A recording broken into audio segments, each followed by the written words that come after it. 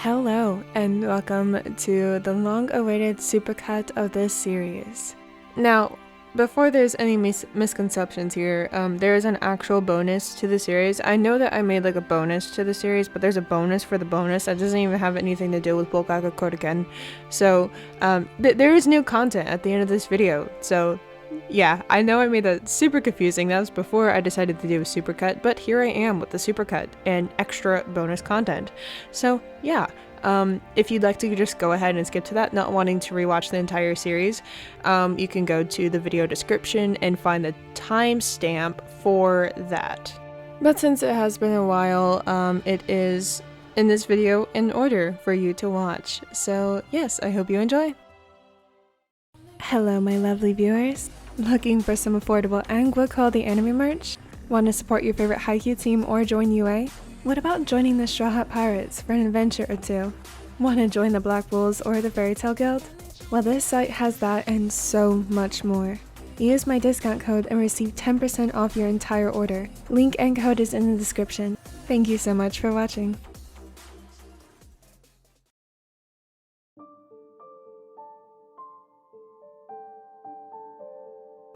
Are you sure this is what you all want to see? Kenma warily crinkled his bow, eyeing the chat to his livestream, immediately meeting their eager responses. Yes. Duh, we wouldn't have voted if not. Where is he? The gamer chuckled, turning to Kuroo, who was standing out of view of the camera. The cause of events from last week somehow ended up with them streaming in the kitchen of all places.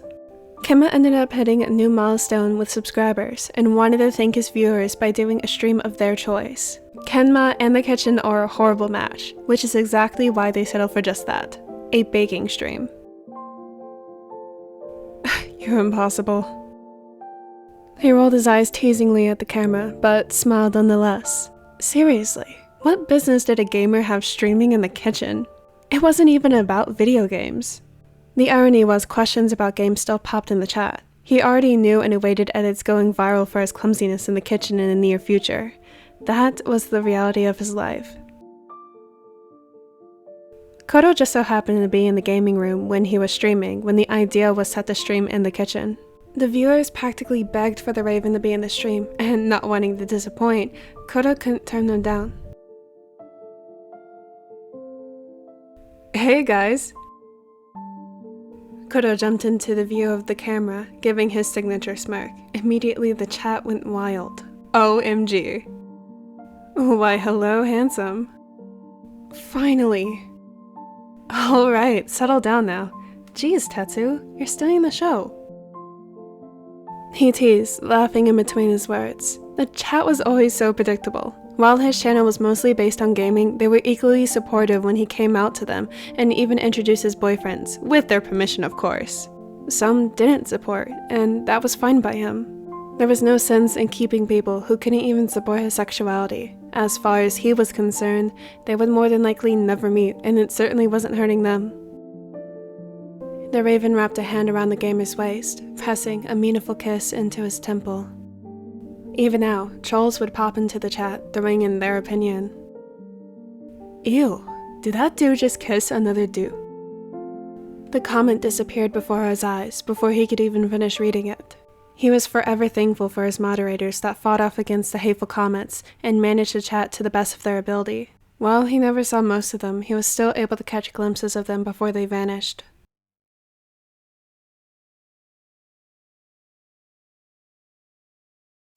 Unfortunately, they were more persistent when his boyfriends came into view. He bit his lip, once again feeling guilty for his moderators. Alright, well, you're getting what you asked for. What are we making again? Looking at the counter, he realized he didn't know the first thing about baking. While he can make simple things for himself, actual baking from scratch was out of the question. Now he was relieved Kuroo was practically guilt-tripped into joining. Apple pie. How could you forget that? Right. He was so caught up in his mind. Once again, the joys of streaming. The bitter feeling was replaced by him salivating, thinking about apple pie. That's if he didn't burn the house down in the process. With Kuroo here, it shouldn't pose a problem. Hopefully. Right. Instinctively, he looked towards the chat. Handsome and smart. To be fair, I don't think he's ever seen a kitchen before. Give him a break. Hey now, I too have been in the kitchen. He huffed, turning his attention back to the recipe. First, they started by peeling the apples, and eventually it was just Kuroo who ended up peeling the rest after he accidentally cut his finger. Twice. He could feel the chat sniggering at him, but ignored it, putting gloves over the fresh band-aids. After they were peeled, the raven sliced them so they could be edible when cooked. Now we make the crust. He smiled, actually feeling proud of himself. He never realized how dependent he became on Kuroo and Akashi's cooking until then, but it was nice to be in the kitchen every once in a while. While he admits he shouldn't be alone in the kitchen, it was great for future reference to help Keiji with dinner time to time. Aww, look at that adorable smile. Kuroo cooed, poking his index finger to his cheek, ultimately spreading flour that caked to his hands. Kenma gasped, feeling the food smear across his skin. Kuroo Tetsuro. Oof, tough luck, buddy. Better run. Full name. Game over. We lost a soldier. Finding the first thing he could grab, Kenma took it and dumped the contents on Kuroo. To his mortifying discovery, it was the entire bag of flour. Kenma incredulously gasped, slapping his hands to his mouth to contain the laughter that bubbled in his chest at the sight of Kuroo covered head to toe in the white powder. His eyes were sealed shut, and he coughed, causing a puff of flour to explode, causing even more of a mess. While it might have been terrifyingly silent in the kitchen, the chat roared in comments that he couldn't bother looking at. Ken. Oh shit. He was in trouble. Flour dusted over his eyelashes, which made it very clear when Kuroo finally pried his eyes open. A mischievous grin smeared on his face, and each vile chuckle sent more powder to the floor. It seems I've been too clingy with Keiji lately. I don't want you to think I've forgotten about you. Come here, I'll give you a hug. No, Tetsu, don't you dare. He ducked beneath the table, laughing hysterically when the giant bumped his head trying to follow and grabbed him by the ankles, dragging him back to the open. Kuroo smeared the flour that coated his hair by rubbing his face into the blonde's torso. He bumped it up to the next level by wiggling his fingers into his side, mercilessly tickling him. Tetsu, stop! Mercy! Suffice with the damage done, Kuroo sat back on his heels, admiring his work.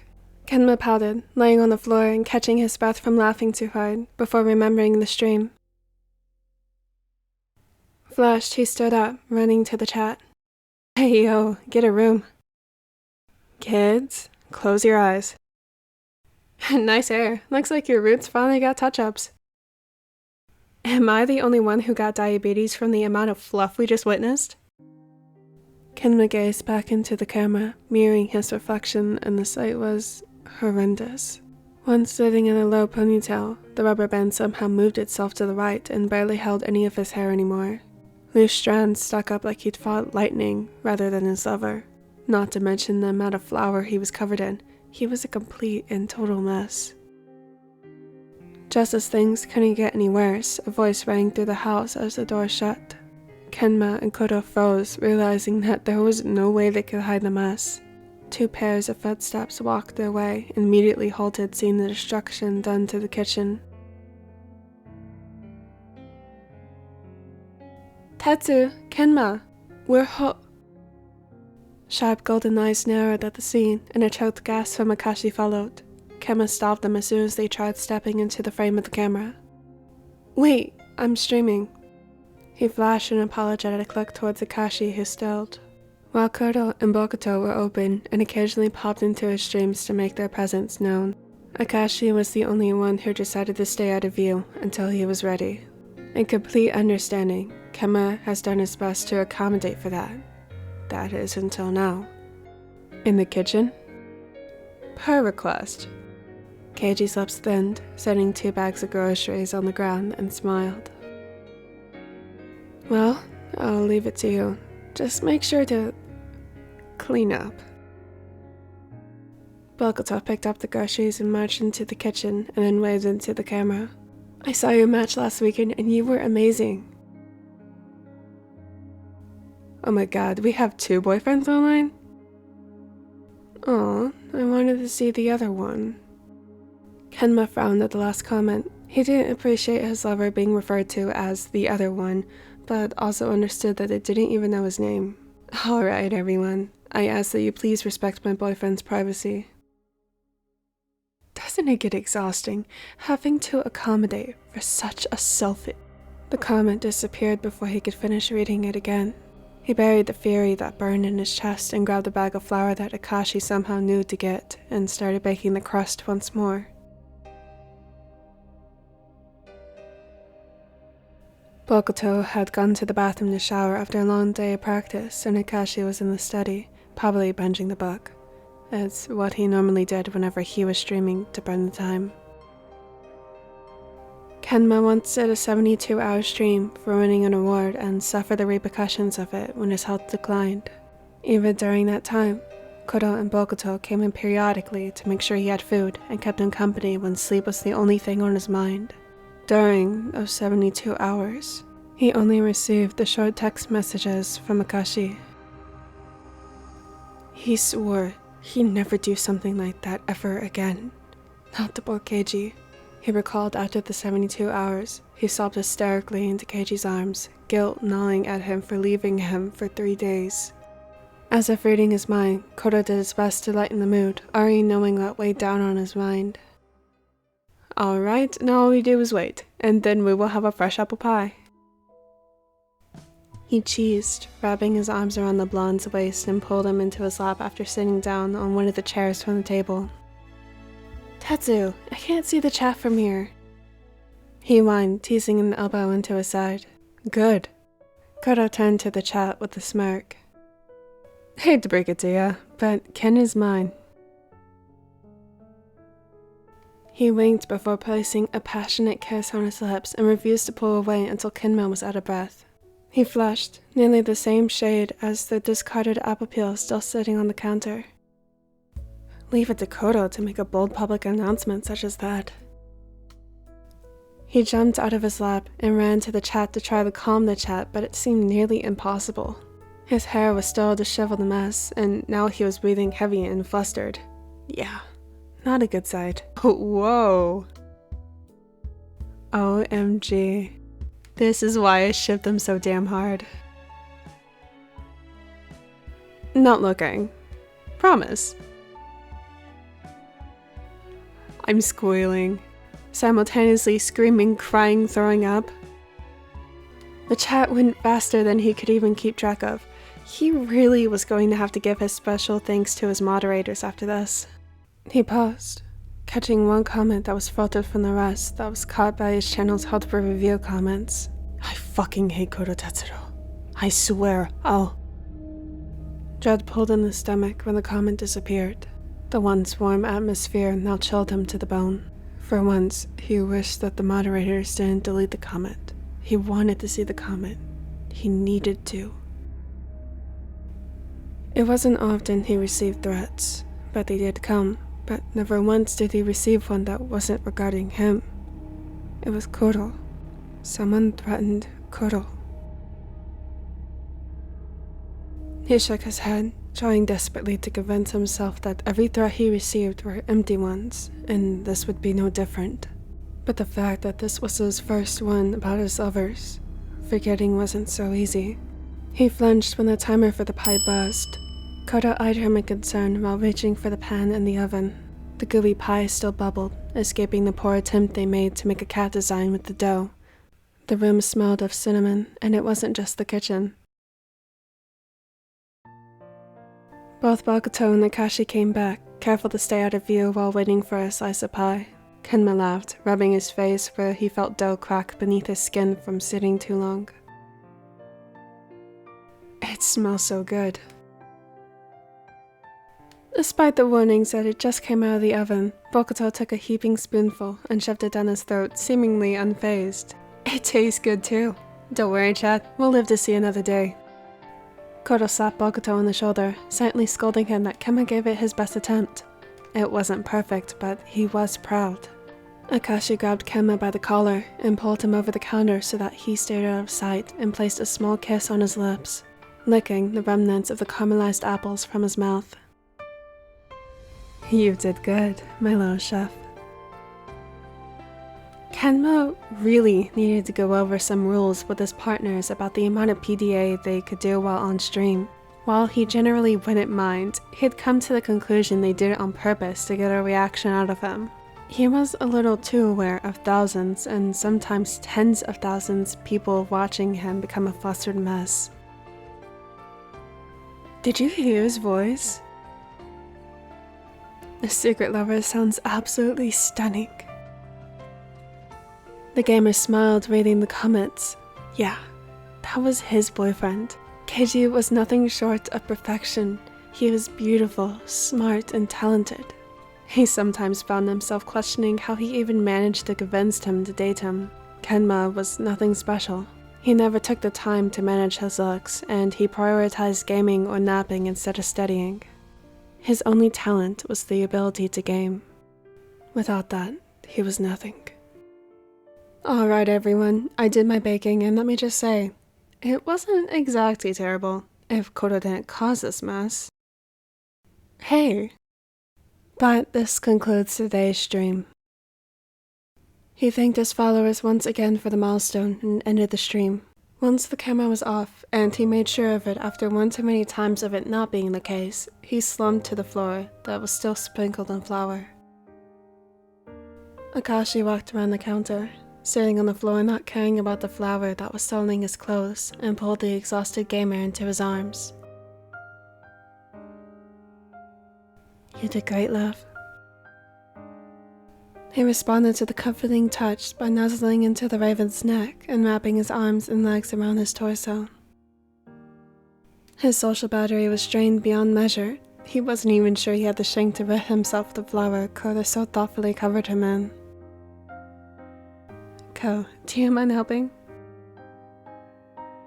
He laughed sheepishly when he tried to get up, but the awkward stance was difficult with Kenma lashed onto him. The ace effortlessly pulled him to his feet. Where are we going? To the bathroom. You need a shower. Jeez, we'll probably be fighting flour for days. He grumbled, not having the energy to bathe himself. The raven giggled, rubbing his back. Don't worry, I'm dirty now too, so I'll join you in the shower. To his relief, he sunk into the embrace even further, eternally grateful for Akashi. It seemed he always caused problems, and the raven was nothing but a perfect solution. What about me? Looking over Akashi's shoulder, Kenma eyed the toddler who pouted. You have a mess to clean. Don't think I didn't know you started it. I watched back on the stream, sweetheart. Clean the kitchen and then we'll talk. Akashi swayed his hips, holding Kenma by the bottom, walking to the bathroom. Damn, he's so sexy when he gets like that. I'll second that. Kenma could confirm that as a true fact. Before Akashi turned the corner, however, Kenma couldn't keep his gaze from the setup that planted the seed of paranoia that boiled in the pit of his stomach. Glancing at Kuroo, he felt even more anxiety. It's fine. It was just an empty threat. Everything is fine. Kuroo is fine. All will be fine. Normal blue sky stole into a steel gray. Puffed clouds threatened the spur of Kuroo as he ran from the station, but as his luck would have it, he was completely defenseless to the laws of Mother Nature. The first of the drizzle decorated the sidewalk until it was left untouched by the cold touch of the sky. Shit, just my luck, huh? The gel that styled his hair was quickly losing its touch, and his white shirt stuck to his skin in an unkindly manner. Stepping inside the convenience store to wait out the worst of the rain, Kuroo couldn't help but notice the eyes of everyone on him. Please, like he was the only one that was soaked to the bone. The only difference was that his clothes seemed to be more see-through than anyone else. Excuse me? Great, a confrontation was just what he needed. He turned on his heel, meeting a woman about his age, just a head shorter than him. She extended her arm out, giving him a towel. So you can dry up. Not sure what to take of the gesture, he shook his head even though drying off did sound nice since the cool air inside the store chilled him to the bone. I'll be fine, thank you though. I should be leaving soon. Well, you were actually getting the floors wet, and I kinda work here. Sighing, he took the towel and thanked the woman. She was just doing her job, and him standing in the middle of the store, leaving behind sopping footprints, didn't exactly ease the burden on her shoulders. He walked down the aisles to burn time, remembering that Akashi needed more supplements for his anemia. It certainly wouldn't hurt to go ahead and get it. Tearing from the gazes that still lingered on him, his phone rang, making the silence even louder than before, if even possible. Hello? Tatsu, sweetie! You finally picked up my calls! He internally groaned, recognizing his mother's voice. He didn't set out to avoid her, but her expectations quickly became too much for him, and their last conversation ended up turning into an argument over dinner in front of his partners. For once, it wasn't even about them. While she did support his sexuality, she was still very skeptical on the idea of him having more than one partner and would occasionally put her input on the matter. She often favored Kenma because of their long history, but to her, Akashi and Bokuto were just outsiders. Yes, sorry, I've been busy at work. It wasn't exactly a lie. With a new campaign coming out to promote some new gear, he'd been running himself crazy at work. That's no excuse, you can at least message me every once in a while. Weren't you the one who said not to bother? He exclaimed through gritted teeth. It was the aftermath of their argument that his mother threw such hateful words at him, not wanting to have any contact with him. He sighed, unavoidably looking out the glass doors, hoping the rain would let up. What is it? Their relationship wasn't always like this. After the divorce, Kuroo became really close to his mother. He had the irrational fear that if he lost her, then he would be all alone, and for a kid, that was a lot to take in. Well, your stepfather will be back from his business trip. We would like you to come home and have dinner with us. We? Well, he doesn't actually know yet, but your brother would love it if you can make it. Oh, his stepbrother. Now that boy was the spawn of Satan. If he hadn't somehow seen proof of his kinship with his stepfather, he would have been convinced otherwise. His brother did everything in his power to make his life a living hell. While his mother might have been open and accepting to at least Kenma, his brother was absolutely appalled to know that he had a gay brother. Ah, Sota. Yes, I do believe that isn't the case. If I recall correctly, and please forgive me if I'm mistaken, but I remember him threatening Ko. Tatsu, don't be silly. You know he was just playing around. Boys will be boys. He huffed a dry, amused laugh and clenched his jaw. Then it seems we're remembering different things, Mother. On the other line, he heard his mother smack her lips in annoyance. I'm not trying to argue with you. Can't we just have a normal conversation? I want you at that dinner, so I expect you to come. Like I had a choice. He mumbled under his breath, hanging up on the call so he wouldn't have to hear her next string of insults. He looked out the door. Well, at least it has finally stopped raining.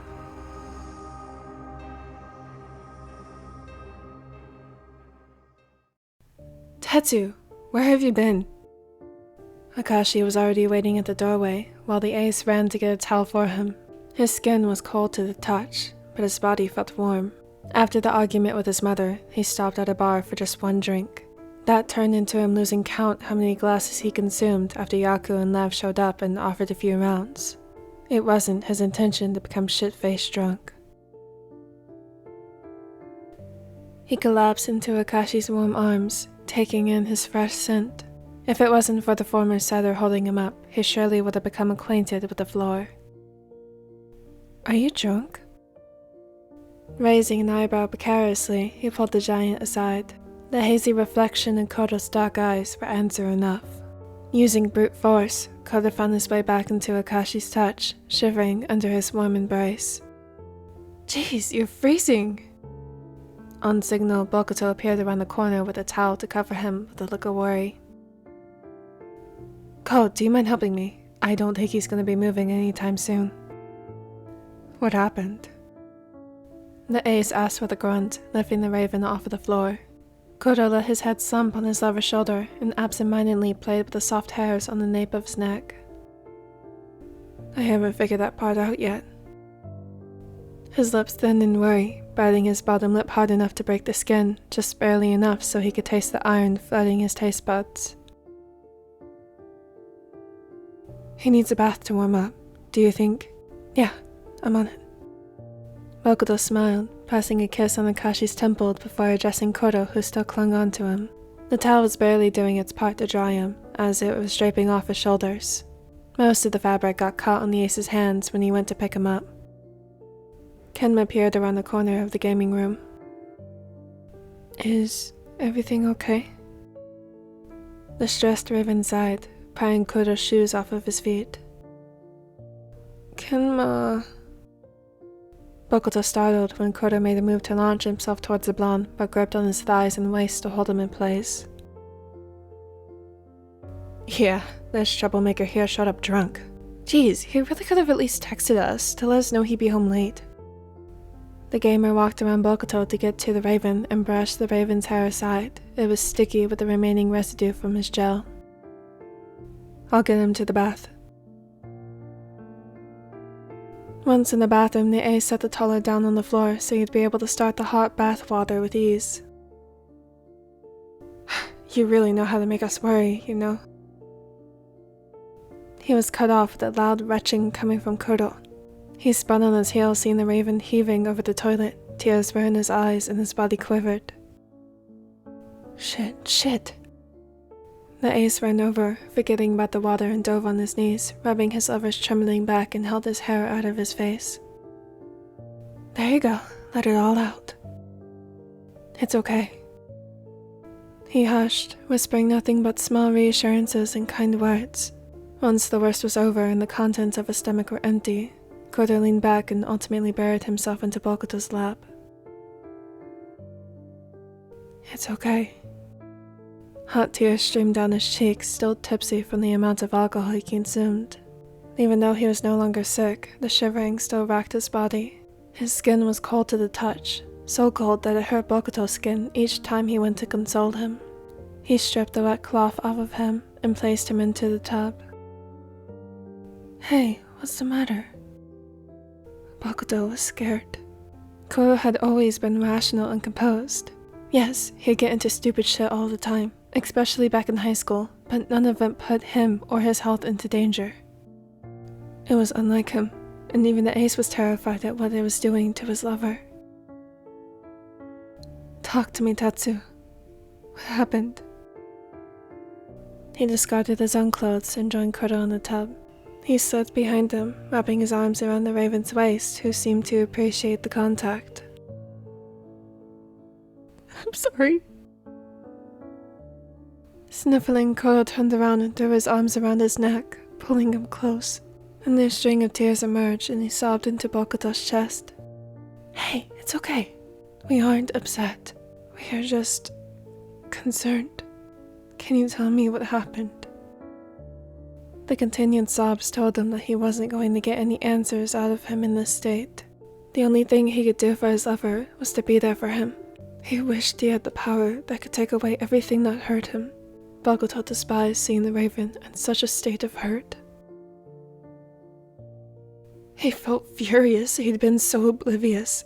How long had these emotions been building up in Kuroo that it got to the point of him breaking? Kuroo was strong, probably the strongest of them all. This was a rare sight to see, a sight that Bokuto never wished to see. Kuroo stayed laid in bed for nearly an hour after he woke up, staring blankly towards the ceiling, to the point illusions picked up shapes on the solid surface. He felt hollow of what he once was, and the stale taste of alcohol remained lingering on his tongue. Yearning for water, he ignored the feeling and laid limp in bed. He couldn't urge himself to move a finger, let alone get out of bed and go to the kitchen for a glass of water. He felt ashamed. How could he get so wasted and stumble home much later than intended and worry his lovers like that? Why did he pick up the call knowing exactly what the outcome would be? Why did he still get hurt after shutting them out for so long? Why did he have to care? A soft knock on the door sounded, but he didn't respond, nor get up to move. Regardless, the door opened with a loud creak and a pair of footsteps approached him. "Tetsu, are you awake?" His throat felt tight. Not being able to speak, he just hummed. Akashi smiled, walking over to the bed and sat on the edge, brushing Kuroo's bed head aside to get a better look at him. His face was pale and dark circles rimmed around his eyes.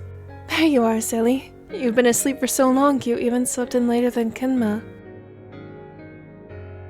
Are you feeling okay?" Kuroo wearily glanced towards the window to the room. It was surely past noon, and the way the sun pointed inside the window told him it was afternoon, but not quite golden hour. The silent buzzing of his phone tore Akashi's attention from him. He picked up his phone and looked at where all the notifications were coming from. "It's your mother and brother. Is that what's wrong?" The silence lingered, far longer than Keiji was willing to wait for an answer. He unlocked his lover's phone to look at the messages, and Kuroo made no move to stop him. No matter what, he could not bring himself to look at Akashi. While he read the messages, he refused to look at himself. He was afraid of what his mother would say. While she was cruel about some aspects of his life, Sota was lethal. At the end of the day, Kuroo was a coward. Akashi stayed silent, skimming past the multitude of missed phone calls from his mother and a few from his stepfather. He tapped the message icon. "I don't understand why you're not answering my calls again and refuse to hold a proper conversation with your mother. I thought I raised you better than this, but once again I was proven wrong. I gave you a lot, more than you'd ever know, and well, I held high expectations from you. I'm proud of your career, but I don't know what went wrong. I don't know why you hate me. I got you out of your father's home when I got too much and sacrificed so much to get you into a good school. We have given a lot to you, including Sota. I don't understand why you're being so inconsiderate of them. They want to be a part of this family, yet you keep on dismissing them. I'm disappointed in you, Tetsuro." Reading it once wasn't enough. Akashi thought his eyes were being deceived. He read it over again, 2, 3, and even 4 more times, but the words never changed. He tapped on Sota's contact to read his messages. "Heard the old bat told you to come to dinner.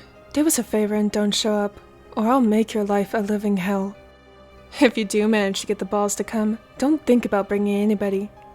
You know what will happen if you do. I'm only putting up with you because of Dad. If it were up to me, I probably would have killed you already if I'm being completely honest. I really don't like you. Whatever your mother says about family this and family that is complete bullshit, and you know it. Do me a favor and fuck off." The screen started shaking in his hands. It took a long moment to realize that it wasn't the device, but him that was shaking. His hands trembled and he dropped Kuroo's phone. Why didn't you say anything?" He couldn't hide the shake in his voice. Normally calm and soft, he couldn't fathom the audacity of Sota and even his mother. His voice came out louder than intended. It was more of a shout than a simple question. "Tetsu, he is threatening you. How long has this been going on? Did one of them talk to you yesterday? Is that why you came home late and wasted?" Being the normally composed one in the relationship, Akashi even shocked himself when the string of questions slipped through his lips before he even thought it through. It wasn't until he saw the small shutters from Kuroo's back that he actually inspected further. Going to the other side of the bed, the former's captain's face was wet with tears, and his hand was clasped tightly over his mouth to contain the noises. The sight shattered Keiji's heart into a million pieces. While Bokuto was forced to witness the night prior, now he was the one facing the heartbreak. He pried Kuroo's hands away from his body, hugged him tightly. Tight enough so maybe it would melt away his distress, but the wails only grew louder and more wretched. Sorry I didn't mean to throw all that on you. It's okay. Accepting the comforting touch, Kuroo could only let all the emotions he bottled for so many years go loose. It's okay. He repeated over and over, but no matter how many times he said it, it didn't sound any truer than before because he wasn't sure. Akashi didn't know the extent of the damage. Kuroo never took the threat seriously. Sincerely, he was overwhelmed. I'm tired. It was the first time he spoke since the night prior. Between all the drinking, vomiting, and crying, his voice was almost beyond recognition. Looking over Akashi's shoulder, he was able to see his phone still open on the floor. It was his list of contacts and the last messages from each person. Some of them were from his lovers, and he could see the last messages from his mother and Sota. I'm disappointed in you, Tetsuro. Do me a favor and fuck off. He was really tired.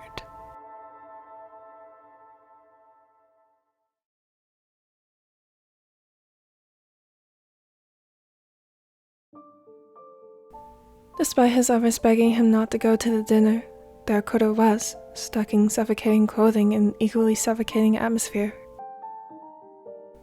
He began to wish he listened to them, but it was too late to go back. Fidgeting with his fingers, he smiled, recalling their kind words. I want you to text me every 30 minutes to update me. If you get to feeling uncomfortable, call one of us. Just letting you know, even though you turned down the idea already, I do have ways of taking care of Sota. Just saying. He laughed to himself silently. It had been 5 days since he came home drunk and broke down. After Akashi found out where he kept hidden, Bokuto and Kenma got involved and the gamer was not as nice.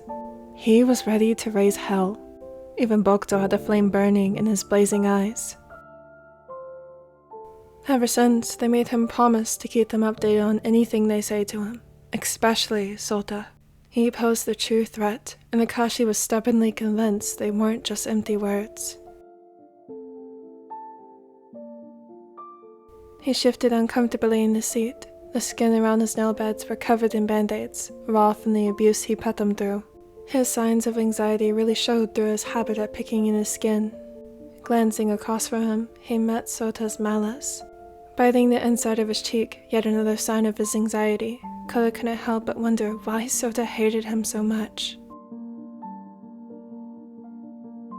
He couldn't recall ever wronging him in any way. They met when Kuroo was still in middle school and Sota was in elementary. It could easily just be the fact that going from an only child to having a sibling was too much for him to handle. Well, Tetsuro, how's work been going for you? He startled, bumming his knee underneath the table. It's been going good. As I told Mother before, we have a new campaign coming out, so we've been hectic. I can only imagine. I'm sure you've been working overtime. Laughing underneath his breath, Kuroo couldn't even figure out how he was in a better relationship with a stepfather who he'd barely spoke to before than his own mother. Tell me about it, but work is work. I'm just happy to see the product of all of the work. A lot of fundraisers go towards our line of work, so the donations go to kids who can't afford equipment. Their smiles make all of the labor worth it. It was kids like him who couldn't afford knee pads or volleyball shoes. He understood what it was like to want to play, but couldn't without risking injury. It was why he got into his line of work. That is why we are proud of you. The woman laughed in her seat, praising her son. However, her message was already engraved into his brain. Now he would never see anything more than that. Before, he'd be able to tell if she was joking or not, but now he swore that every word that came out of her mouth was a disgusting lie. You could learn a thing or two from your big brother, Sota. How's volleyball going for you? Following in his footsteps, or maybe just his mother trying to repeat history, Sota joined volleyball. Now he was a third year, so it was the most memorable year for him to take things seriously so they can make it to nationals. I quit that shit a long time ago. I hate volleyball. Or not. Sota, language. Wait, then where have you been going after class? I thought you've been going to practice. Sota stood abruptly, jerking the table forward and spilled the drinks. You just had to say something about that, didn't you? Well, I'm not the one that confessed, did I? Grabbing a napkin, he took it to dry some of the water that spilled from his glass. His parents had offered him wine, but honestly the thought of alcohol still nauseated him. Ha! Sorry, I can't compete with Mr. Perfect, can I? It was never a competition. I just never used my free time to fuck around. Getting to where I am took work. It wasn't just handed to me. Amusing as it was, the former captain felt satisfaction seeing the boy deepen in color. He could tell the boy was doing his best to contain his rage in front of their parents, but the mask was slipping. Sota slammed his hands on the table, slamming his fist into the vase of red roses that Kuroo had brought with him. The white vase fell and shattered once it touched the floor. Water escaped from the cracks, and the delicate petals wilted. Sota! Don't speak like you know anything about me. I hate your guts. The younger stormed off before getting reprimanded. With no time to waste, Kuroo cleared his throat, scooting his chair back. Well, as much as a delight dinner was. He glanced at their untouched plates, with spilt wine and rose petals scattered over their meals. I should take my leave. Wait, Tetsuro! Sorry, Mother. It seems I've prolonged my visit. As if on cue, his phone rang. Ah, the life of a busy man. I have to take this call. I hope you have a good evening. Once he was out the door, he groaned. That went nowhere like he intended, but at least it was over. Raising the phone to his ear, he chuckled, hearing a rather frustrated Bokuto. Hey, you said you messaged one of us. He could practically hear the whine in his voice. Gods, call was just too adorable for him. He could hardly bear it. Sorry, love. I was just leaving anyways. Leaving? Didn't it just start? Well, it seems I'm ignorant of my little brother's life to have a peaceful meal together. What a night. And there's glass in my shoe? He leaned against the railing to take a shoe off and to discard it. It must have flew into his shoe after the vase was knocked over. That, or Sota placed a trap for him to find. What? Glass? Never mind that. I'm on my way home now. He turned the corner and crossed the street. Luckily, his mother's house wasn't too far from his own home. Just a 15-minute walk, which wasn't terrible considering Akashi's parents lived an hour via bus. It could have been worse. Luckily, when confiding with his partners, his mental state improved. It wasn't back to 100%. That would take time, but he wasn't on the verge of breaking anymore. Do you want to stay on the phone while you walk here? He laughed once more. It wasn't his intention to make the ace so paranoid with his well-being, but he certainly didn't mind the extra clinginess. No, I'm fine. I should be... He froze mid-step and the words on the tip of his tongue blended into utter silence. A figure stood just a few meters in front of him. A hood and mask concealed their features, yet the way they carried themselves ominously stood in front of him, creeping closer. He gulped, glancing at one of their sleeves bundled at the hem. They were obviously concealing a weapon, and to his horror, he was alone. The shadows of the building stretched towards his feet, as if they too were trying to grab out at him. The figure made the first move, stepping closer and moved the bundle of fabric from their sleeve. A cloth fell to the ground next to someone's old cigarette butt. The moon's reflection bounced off of the silver glint in their hand. Tatsu?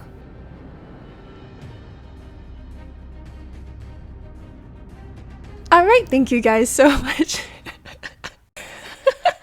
Listen, I kid. This is not the end of this part. Sorry guys, I haven't done this in a while, so it needed to be done.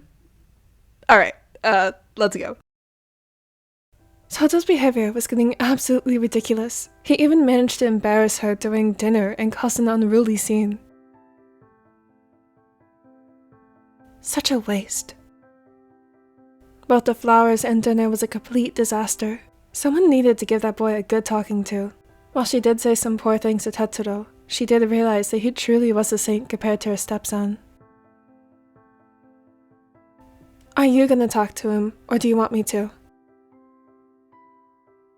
Her husband sighed, chucking his glasses down beside his untouched plate, yet again a poor reminder of their argument. I'll do it.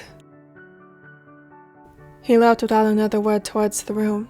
What she didn't expect was to see him walking back into the kitchen not even a minute after going to Sota's room. Oh well, that was quick. She huffed sarcastically, wiping her hands on the towel, but his grim features told her something else was up. He's not in there. Piquing her curiosity, she went for a look into the bedroom. Confirming the truth, the room was indeed empty, and the window was left agape, letting the cool air from outside in.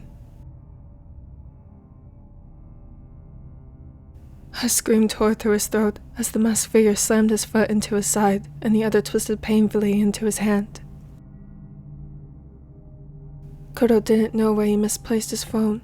The device flew out of his hands with the first string of attacks when the raven was tackled to the ground, immobilized and dragged into the alleyway where even the light from the moon couldn't see.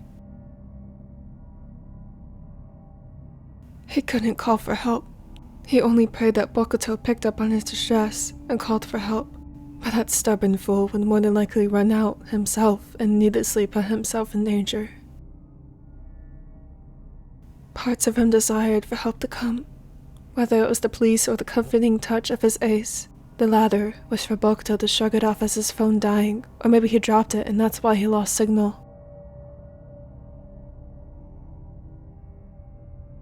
The more he thought on it, the more the pain flared in his abdomen where the knife sunk deep into his flesh.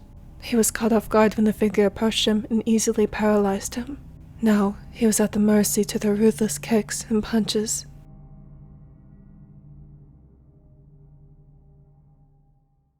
Sucking in a deep breath of air mixed with a metallic taste bubbling up his throat, Kuroo looked around his surroundings.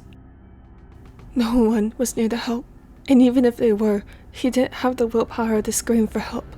It was up to him to survive. The attacker shoved his foot into his back, ultimately shoving his body into the asphalt, pushing the knife deeper inside his side. He cried out at the excruciating pain, sending sparks throughout his entire body. Not giving him enough time to recover from the last blow, his attacker grabbed a glass bottle from a nearby dumpster and slammed it over his head. Getting back up to attack was out of the question. He couldn't even lift a finger, let alone his body. He melted into cement, the pool of blood circulating around him. Pressing a hand in his side, he did his best to minimize the bleeding, but even his strength to apply pressure was dwindling. Gasping for air, he reached for the shattered bottle. His eyes involuntarily filled with tears when the red liquid tainted his vision. It stunk, but the pain was nothing to the lethal stab wound. Gathering the last bit of strength, Kuroo pulled himself onto his knees and threw his upper half at his target, plunging the glass into their thigh. They screamed in fury, throwing their fists back into his skull. They relentlessly punched him. The pain was evident, but it began to blur together when his vision hazed. Shit. The numbness started in his side and spread throughout his body. He couldn't feel his arms or legs. He leaned against the wall of the building with his head hung low, couldn't move. He couldn't fight. By each second that passed, the colder the air came to be. His body shivered in a desperate attempt to generate body heat, but the warm liquid escaped his wounds. Shit. He blinked multiple times, trying to battle the fatigue that threatened to steal his consciousness, but it was no use. Why? He wheezed the words, but it was deafened by the gurgle of blood. You'll be out of your misery soon. The stranger backed away and turned on their heel, fixing the hood that nearly slipped past their head and wiped his blood on their jacket. Until then, suffer. He should have been happy that his attacker finally left him, but the plaguing fear of being alone settled in his gut. The fear was why he became attached to his mother once the divorce was settled and he lost contact with his father. It was why he held on tightly to Kenma throughout their entire childhood. It was why he clung to his friendship with Bokuto and refused to confess his feelings so it wouldn't ruin their unique bond. It was why he grasped tightly to Akashi each night to mend his terrorizing thoughts. It was why he did his best to stand out at work. The tears that slipped down his cheeks were no longer involuntary, but true. He was scared. How did it all crumble to this? He didn't even know if his attacker had an intent or if he was just in the wrong place at the wrong time. Suffer. No, he angered someone, but that would not be for him to figure out. At least, not in this life. Waiting for the darkness to subdue him, he thought of his lovers and what they would think. Kuroo didn't want to leave him behind, but it seemed that was not in his control. For being such a control freak, fate seemed to really show him the irony of it all. His tired eyes traveled to a pile of ants holding down an unfortunate beetle. The insect had every advantage. It was big and strong, but even that had no use when it became overpowered by the number of ants. Maybe it was just him against the world. Maybe he would forever be outnumbered.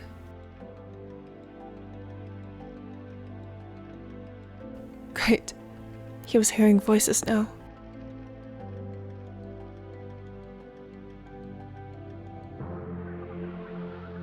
Yet it held familiarity to it, so comforting and warm.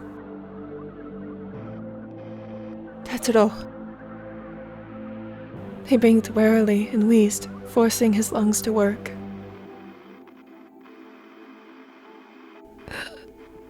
Go. Yes, I'm right here. Just keep your eyes open. I called for help. They should be here any minute now. I need you to hold on, alright? Bokuto hovered over him, pressing painfully into his wound with trembling hands. His pale skin became tainted with a crimson red.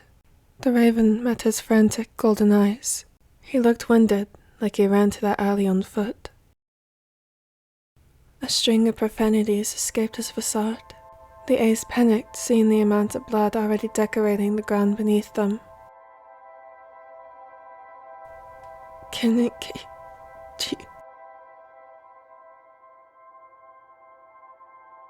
He wheezed painfully, immediately regretting his attempt to make conversation, even though it was the only thing keeping him awake. He coughed up blood, burning his throat. Hey, breathe now. It's okay. Just keep breathing. They are back home. I left before I had a chance to explain. I just heard noises on the phone and I panicked. I left and called for help. So they didn't know. He laughed bitterly at the sentiment. Shit. They were probably freaking out right now, and they wouldn't know what became of him until Bokuto faced them. Whether or not he survived this, they would receive grim news. I'm glad.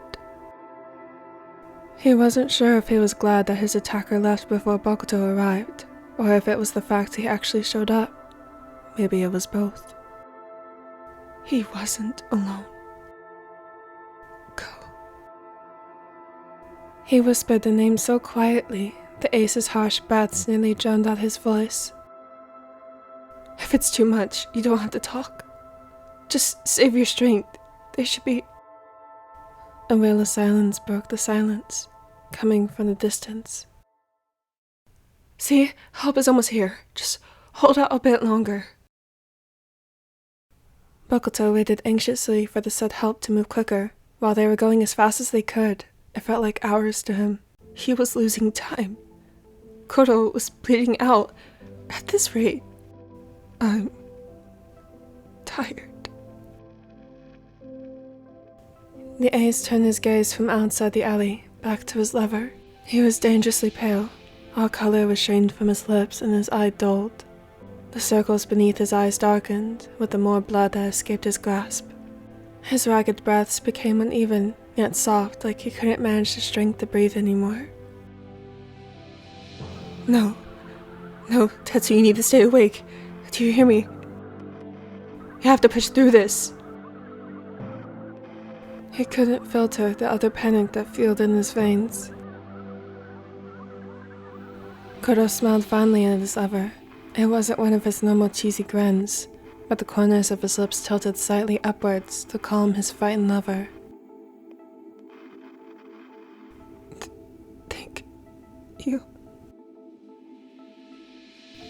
Thank you for loving me. No. Tetsu, baby, look at me. Stay awake. Fuck, where are they? Tetsuro, stay with me. The words faded, and he could no longer fight the darkness. He became one with the void, and let it consume him.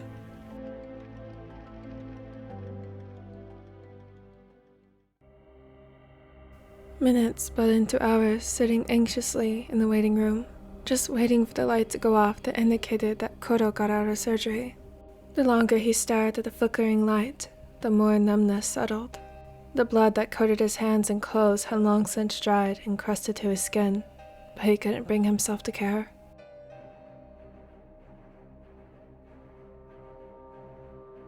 He couldn't bring himself to even care of all the people giving him looks of pity in his distressed state. Who could blame them? He looked atrocious. Anxiety pulled in his gut, thinking what he would do when the doctor finally stepped past those doors separating him between Tetsuro. He didn't know what would be the outcome, nor the recovery, if there was one. He couldn't do it alone. He needed help. Bokuto cursed seeing the amount of missed calls from Kenma and Akashi. There was even some from Hinata and Atsumu, and one from Sakusa. One of his lovers must have called one of them to find him. He didn't mean to worry them, and also didn't mean to wait so long to get back to them, but the shock of everything was too much. Hell, he was still in shock, but everything was crumbling down around him. Pressing on the call button, he waited for the call to pick up, but didn't have to wait long. Akashi answered on the first ring. Fuck, finally! Go, where are you? What the hell happened? Normally, he'd be amused at the use of vulgar language from the apathetic raven, but this wasn't any normal circumstance.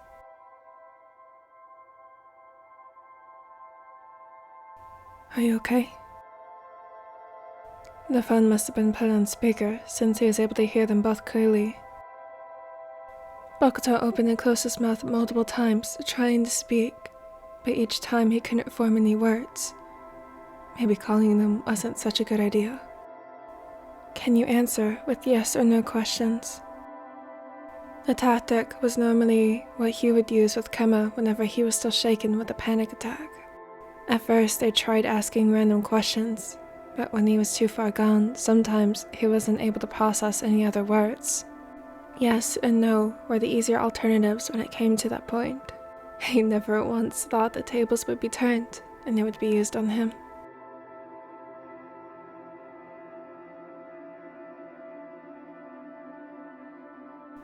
Yes. Are you hurt? No. Although the amount of blood covering him would state otherwise. But it wasn't his. Did you leave because of Tatsu? Yes. Did you find him? Yes. Is he with you? Yes. He couldn't muster the courage to explain that he wasn't directly next to him, but in fact, fighting for his life in a different room. Is he okay?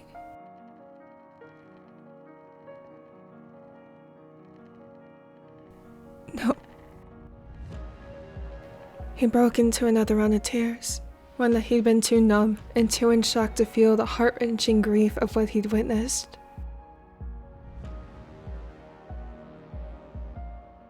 There was a long pause on the other side of the phone. The ace had to double-check to make sure the call was still active. Do you know where you're at? Yes.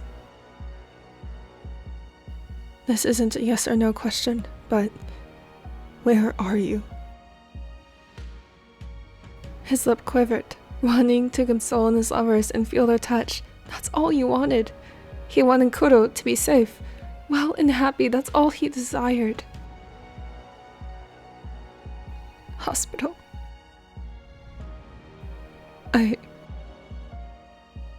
Taking a few moments to study his uneven breaths, he listened to his surroundings to ground himself.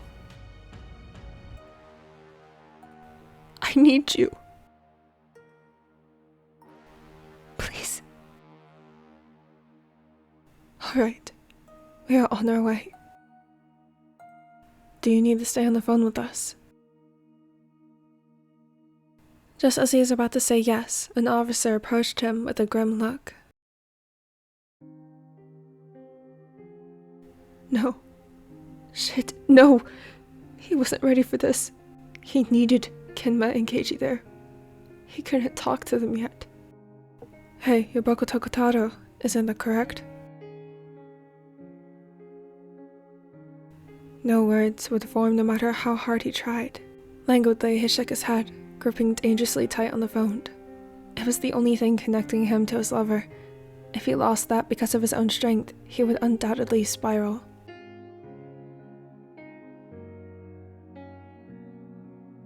I need you to answer some questions about what happened if you're up for it. I know that. The other men eyed the ace up and down, studying the dry blood all over him. A lot of this might come to a shock for you, but we need answers so this doesn't happen again. If you want, I could come back later after you cleaned up. But the longer this drags out, the more time the offender can plan to attack again. You can say no, Ko. Don't listen to him. Damn, that bastard's trying to guilt trip you when you're obviously not in the state for questioning.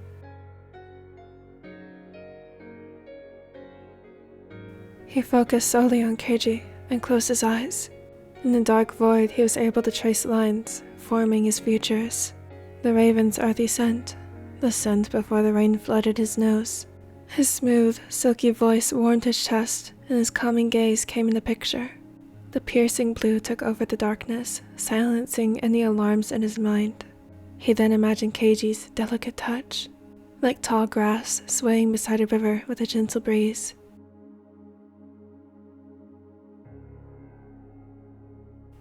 Calm. He was calm. Wait, just request for Daichi. Would it be easier to talk to him? He turned back to the officer who stood waiting impatiently for his response.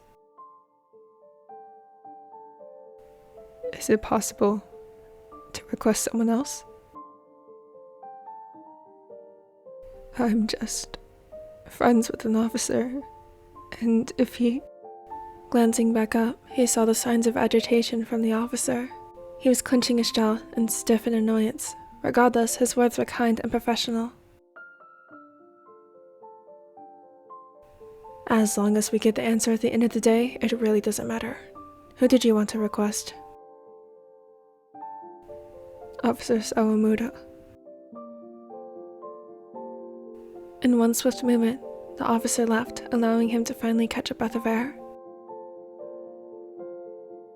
Luckily, the officer was already in the hospital following up on a different case. Bokuto felt guilty disturbing his work after taking note of how exhausted he looked. Daichi turned around the corner, speaking to the officer he was just with. A dark stubble appeared on his chin from all the late nights stuck at his desk just to get a lead.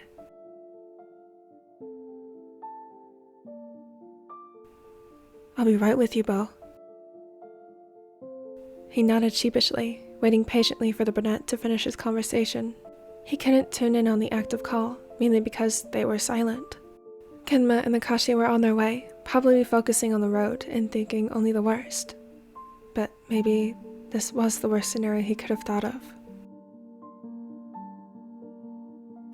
The ace looked up at Daichi, who walked his way, mumbling something about the officer from earlier being a pretentious prick, or something along the lines of that. Maybe it was just a conversation in his head.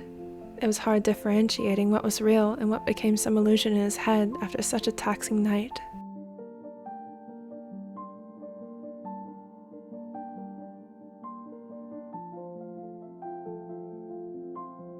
A peek at the time told him that the night was only just beginning. The bright numbers contrasted from the dark screen where Akashi's profile picture appeared. It was only 10:34 p.m. "Come on, Bo. It's alright now." He didn't notice when Daichi threw a blanket over him and how he unconsciously gripped onto the fabric. "Are you on the phone right now?" He pointed to the device that was still pressed against his cheek that still had Kuroo's blood smeared up his jaw. "Yes. It's Keiji. Can I speak to him?" "We don't have to if you don't want to." Hesitantly, he handed the phone over without speaking a word, and the officer sat next to him, still unsure if the ace should be left alone. Honestly, he wasn't even sure why the officer from before took such a long time to make his presence known.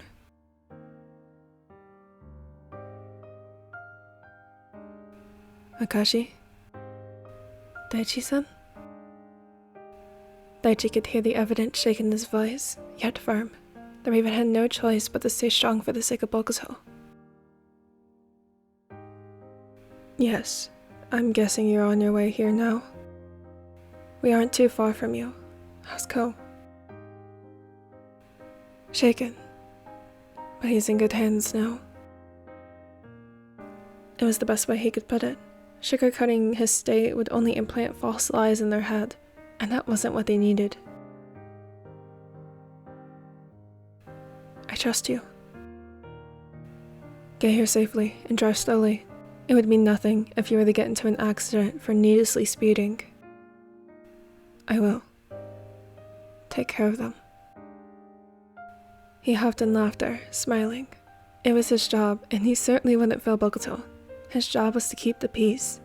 While he may prevent reckless fights and accidents, unfortunately, he could do nothing to tether their life to this world. He couldn't save lives in that way. Kuroo's life was in the hands of someone else, and he would have to take their word that he would make it through.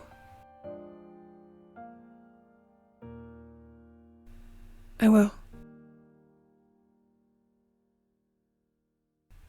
Even after scrubbing his body so hard that his skin turned a bright red, it became raw, there was still evidence of the crime caked underneath his nails that refused to come off. Even after getting fresh clothes that Daichi offered him from his car, the fabric in his shoes was still dark in color. He would definitely need new shoes later, but that didn't matter. He would walk barefoot on needles if it meant Kuroo was okay. He hadn't even intended on changing and cleaning, but Daichi insisted that it should get done before Akashi and Kenma got there so they wouldn't see all of the blood. Yeah, they didn't need to see what he saw. For the love of everything, spare them the grotesque things he'd witnessed, and let him be the only one to feign innocence.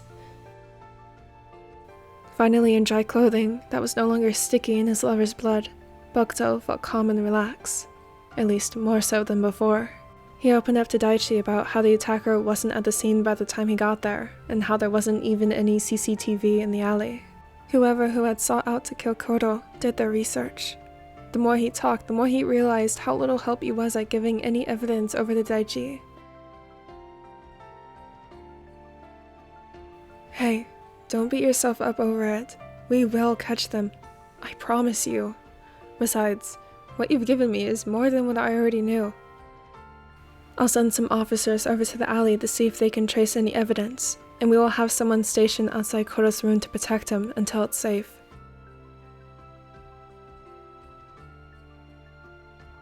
It's probably safe to assume. The officer paused when the door to the room suddenly opened. His shoulders relaxed, seeing the Kashi and Kema run through the door and straight into the ace's arms. It felt like the first breath of air, feeling their loving touch. Even after the initial first embrace, Kema stayed next to Bokuto, holding his hand that still shook with each mention of Kuroo. What the ace didn't expect to see was Kuroo's mother walking inside the room. Why is she here? I called her. I thought maybe since he was last there, she might be able to say something to help. The woman stood awkwardly to the side. Her eyes were red and puffy, and she seemed up to date with the situation. How's Tetsu? Still in surgery.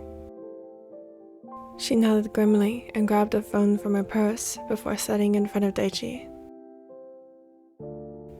What is this? He picked up the phone, not recognizing anybody on the wallpaper, and found the phone unlocked. The boys got into an argument today, but it wasn't the first time it's happened. I realized this could have been prevented if I'd been as strict as I was with Tetsu, but I didn't think it would come to this. Tetsu left shortly after the argument, and Sota had caused quite a scene. We went to discuss what had happened, but his room was empty.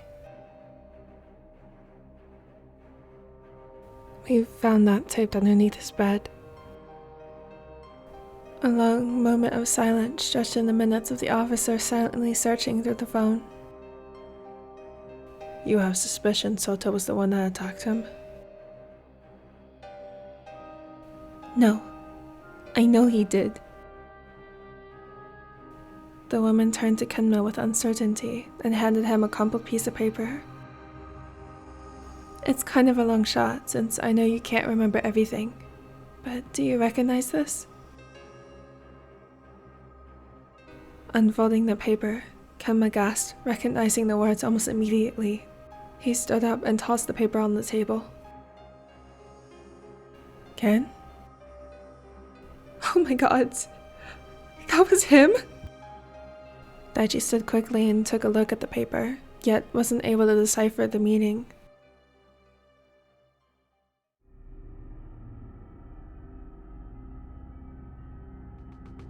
I receive threats all the time in my line of work, so I usually look past it, but I do remember seeing a threat from this user.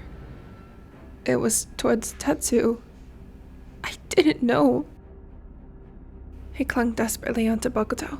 He was the only thing grounding him, yet even that wasn't enough.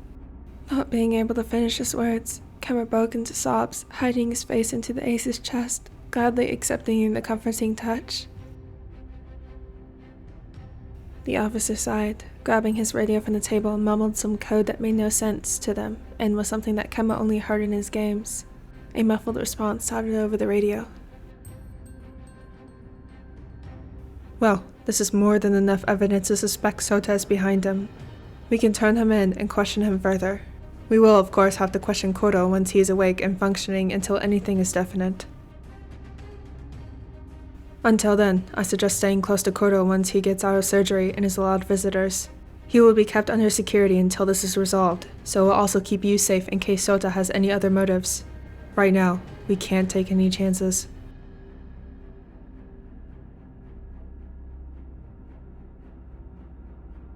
He has proven what he is capable of. and I'd rather not have any more of my friends getting hurt because of it.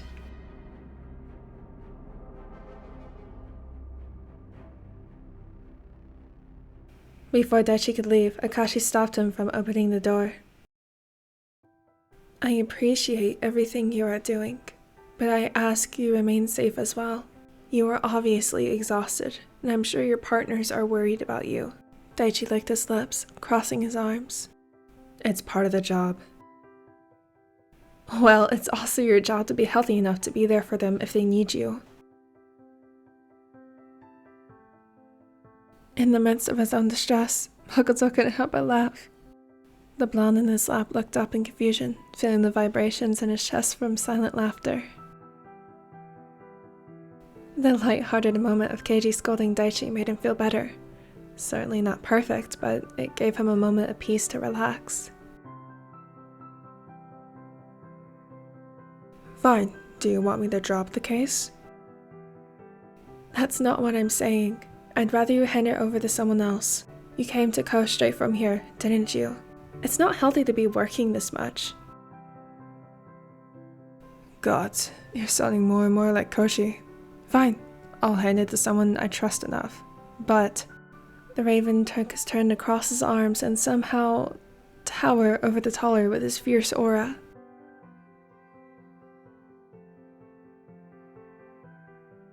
No buts. Find your coverage and go home. I'll be texting them to let them know you will be home within the next hour. If you are any later, you'll just have to face them. Incredulously, Daichi glanced towards Bokuto and Kenma, who just shrugged their shoulders, obviously used to the former setter's consoling. Unbelievable. Fine, you win, but I'll be back tomorrow too. Oh, look. I think I actually texted Toyo that you have the day off tomorrow. Whoops. What? But I don't. Well, now you do. Akashi smirked, pushing the officer out the door. Have a nice day off with your partners. Just text me update. The door slammed in front of the brunette's face, and Akashi dusted himself off sighing, meeting his partners and Kuroo's mother's stare. What? The woman balanced on her heels before taking a seat near the window. Nothing, well, so Tetsu has this type. She mumbled the last part, but Bokuto was able to hear her and chuckled again, holding Kenma even tighter than before, feeling the last bit of adrenaline seep out of his veins. His tired eyes glanced over the digital clock on the wall, wondering why he felt like shit. 12:47 a.m. No wonder. He had a practice match just that morning and skipped the net that Kenma insisted he take with him and instead helped Akashi clean the house. He had just been waiting for Kuroo to get home to go to bed, but fate had other plans. He had been awake for nearly 24 hours, and his exhausted body was protesting each movement he made. You can rest, you know? The gamer must have sensed the way he could hardly keep his own head up and leaned further into Kenma than the chair.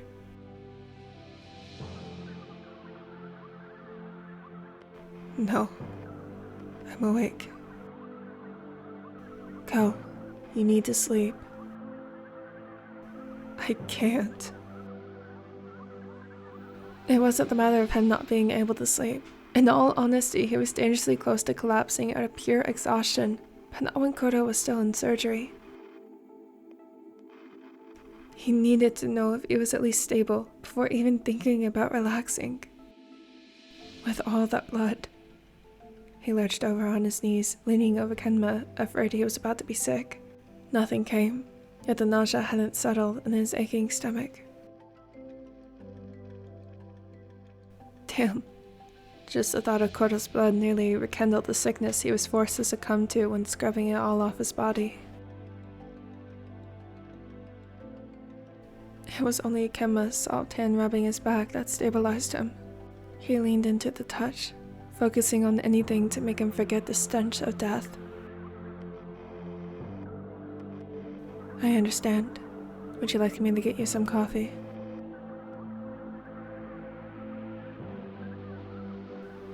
please. Kenma made a silent gesture to signal he'd like at least 5 cups of coffee, as it was his usual caffeine intake, even though the Raven insisted he at least cut it down to 2 cups. It was a rare occasion Bokuto was given coffee, mainly because he was already a handful, and he would get jittery and his words would stutter, making it nearly impossible to understand him. He was just naturally an energetic person, so he never needed it. That, and he despised the bitter taste. But this was a completely different occasion. He was running on low and was desperate to stay awake. Surely, it wouldn't take much longer for the surgery to be over with. Surely. Glancing back at the clock, Bokuto groaned, seeing the numbers mockingly flicker as if flaunting their ability to rest when he couldn't. 2:29 a.m. His cup of coffee laid half empty next to him, forgotten. He chugged the first half before gagging at the bitter taste, and not wanting to chance his luck any further, he pushed it aside. At least, Akashi was able to rest. The Raven had curled into his side and rested his head on his lap.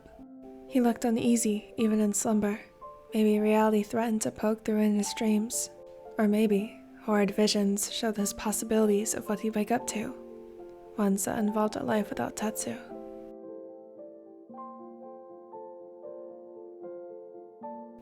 He nearly looked at the clock again out of boredom when a nurse burst through the door. Are you here for Kuroo Tetsuro? Standing up so fast, Bokuto swayed on his feet, having used the arms of his seat to regain his balance. He mumbled a swift apology to Akashi, who had been jolted awake. Yes. How is he? Is he okay? Did he? Go. Give her a chance to speak. The Raven grumbled, still half asleep, but remained tense, like he too was asking the same questions in his head.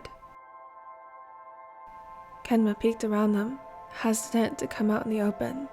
No. More like he was hesitant to hear what news the nurse had to offer. Any bad news, Bokuto was sure the blonde would shut himself out from the equation and go mute. No worries. Fortunately, he got here just in time, so we were able to stabilize him with no problem. Any later, and I'm afraid it would not have been as easy to save him with the amount of blood he lost. The main threat was the puncture wound in his abdomen. Luckily, there was no organ damage by the knife, so only stitches were required, but his liver is bruised from multiple hits to it. He also has a mild concussion and 3 broken ribs. More minor injuries are just some external bruising and small cuts.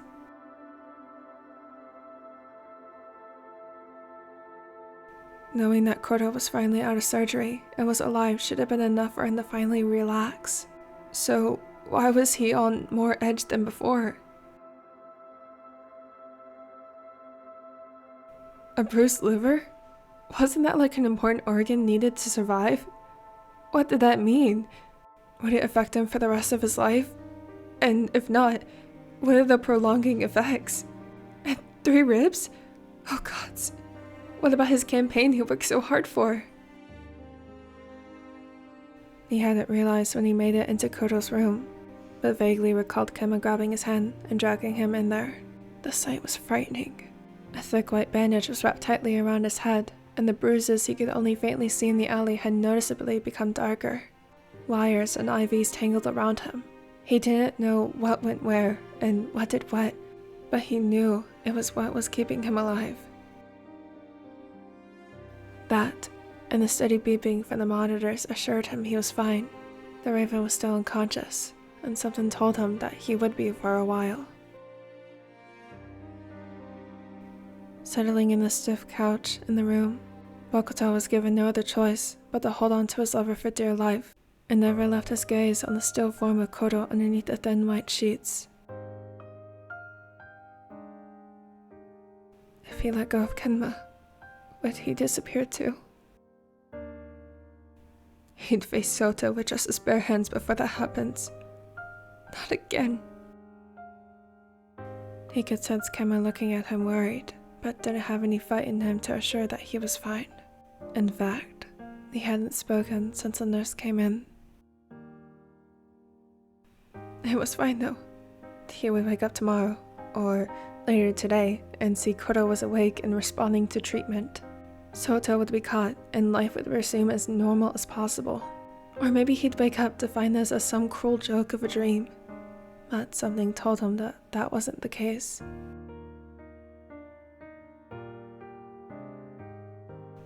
After fighting sleep for so long, he lulled himself into a restless slumber.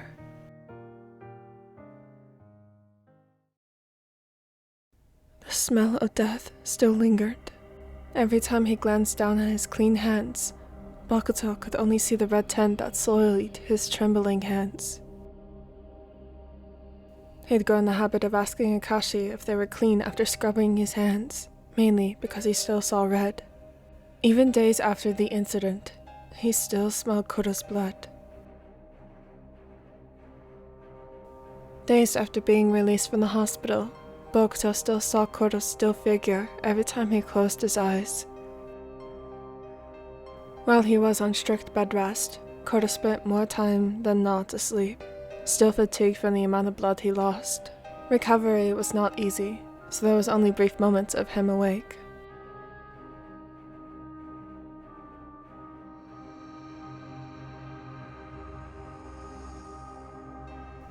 The ace would periodically keep his hand on the raven's chest to assure himself that he was still breathing. It was asinine. Why was he still so petrified that Kuroo was going to die? He was out of danger and everything, so why? Ko? He turned his attention to Kuroo, immediately looking at any trace of pain visible on his face. Instead, he found a tender smile. You're awake. Do you need anything? He removed his hand from Kuroo's chest and took a hold of his hand. No, I'm fine. You seem distant. Is everything alright? No. The truth was he was far from fine. That night still haunts him. It was engraved into his mind like he would so desperately wish algebra would when he was in high school. Regardless, he couldn't tell Kuroo the truth. He was still recovering. The last thing he needed was to worry about his own mental health. I'm fine, Tetsu. I promise. Practice has just been extra daunting as of late. We have a big game coming up, so coach has been extra strict with the drills. Kuroo narrowed his eyes, unsure if he should trust his lover's words. The pain in his side quickly parted with the thought. Tetsu? Bokuto ran back to his bedside, pressing a hand onto the raven's shoulder, almost scared of touching him. What if he touched him the wrong way and caused him to hurt more? I'm fine. I think I just sat up wrong. Do you mind helping me change my bandages though? Keiji usually does them, but he texted saying he'd be home late, and I'm not sure if I can stay awake long enough. Grabbing a cloth, Bokuto dumped the rag into cool water and wringed it out, wiping the apparent sweat from Kuroo's brow. I'll help you, so stop straining yourself. You'll only make the pain worse. Hesitantly, Kuroo settled back down, still wincing. Whenever Kuroo had finally awakened in the hospital, he had no memory of the attack due to the trauma. With that being the case, it made evidence proving that Sota was guilty more complicated since he had no memory of it, and Sota was gone by the time Bokuto arrived to the scene. Luckily, there had been a child lingering around the alleys at the time, rebelling her mother who wanted her to not get close to the closed-off alleys. That girl had witnessed the attack, and stayed hidden even until Kuroo was taken off by the ambulance. She was so terrified to even move. She gathered up the courage to tell her mother, and together they went up to the station that aided in their conquest to prove Sota guilty. With that being said, Daichi could finally put the case behind him and rest. In the end, Kuroo became bitter about the incident that he had no recollection of. While he knew of the way Sota treated him and his partners for so many years, the older brother part of him still saw a small boy who just wanted praise from his father. In his eyes, Kuroo was the true villain. From an only child to a younger sibling, Sota's father had directed all of his attention to him rather than Sota. He did everything for his father's attention, even if it meant going as far as killing Tetsuro.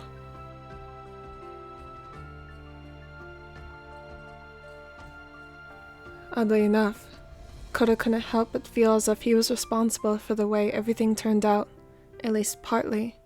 Sota had always been compared to him and his accomplishments. No wonder he felt inferior. Everything Sota did, it was overshadowed by something Kuroo achieved. No, it wasn't his fault. While his presence did impact the incident, Kuroo wasn't the one who did the real damage.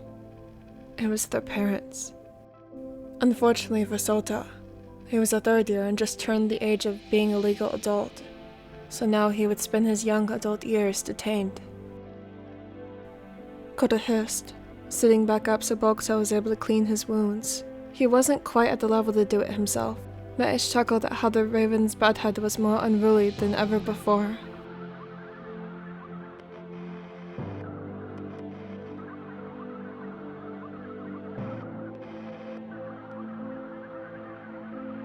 Alright, let's see.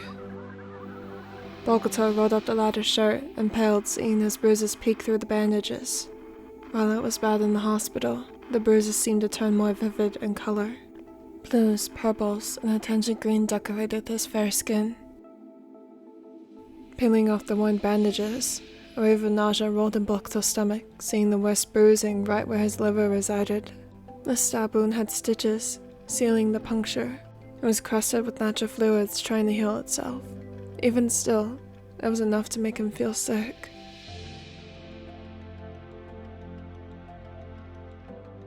Does it look okay? Like, better than a fresh bleeding stab wound, or better than the infection type of ordeal? Kuroo eyed him. You think it's infected? Bokuto chuckled half-heartedly, unsure what he would do if the wound actually became infected. No, that's not what I meant. It looks tender, and it probably doesn't help you keep trying to move around. Does it hurt too much?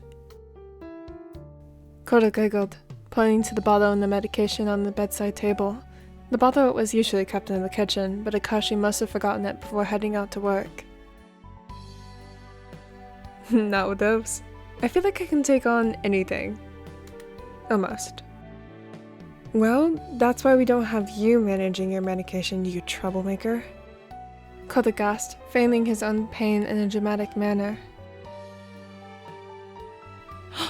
Me? A troublemaker? I am far from one, I'll have you know. The ace rolled his eyes, internally relieved that his partner was at least well enough to still be so dramatic and sarcastic, just as their high school days.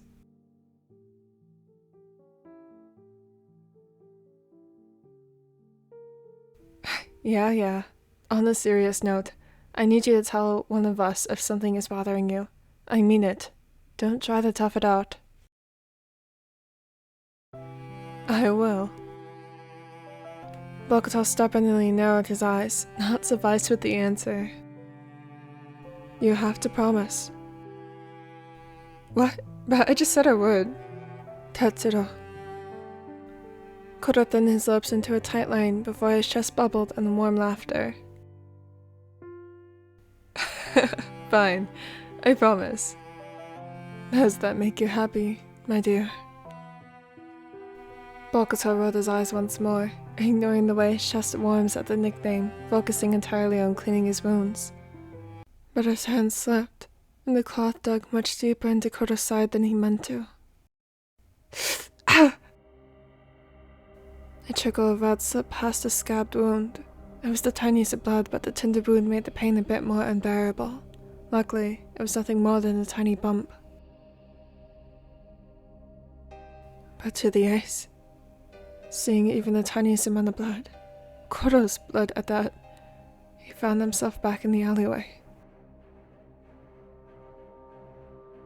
It reeked of leftover spoiled garbage from the dumpster not too far from the left, and the mold from the right.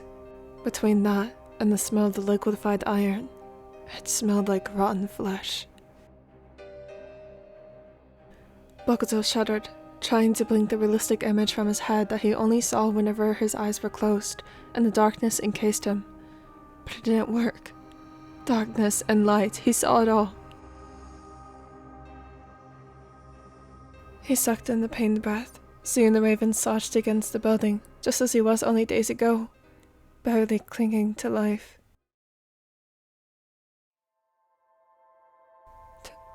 Tetsu? To his absolute horror, the raven of his imagination responded. Maybe it wasn't his imagination. Maybe everything he witnessed in the past couple of days was a fever dream, and he was still stuck in the alleyway, and he would be for the rest of eternity.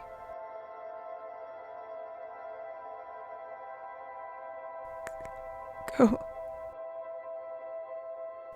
No, this was different. His voice sounded distant, but the picture of Kuroo remained moving in front of him. The figure wheezed, grasping onto the wound to preserve all the blood he could, like it was his very life escaping. In truth, it was.